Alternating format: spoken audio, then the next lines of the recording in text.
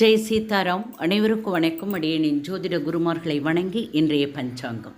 விஸ்வாவசு தமிழ் வருடம் தக்ஷணாயன புண்ணிய காலம் வருஷ ருது புரட்டாசி மாதம் 16ஆம் தேதி வியாழக்கிழமை 2/10/2025. சூரிய உதயம் காலை 6:04, சூரிய அஸ்தமனம் மாலை 5:58. இது கடலூர் மற்றும் தென்னார்காடு மாவட்டத்திற்குரியது. இன்றைய திதி வளர்பிறை தசமி மாலை 3:45, பின்பு ஏகாதசி. நட்சத்திரம் உத்திராடம் காலை 6:52 வரை, பின்பு திருவோணம்.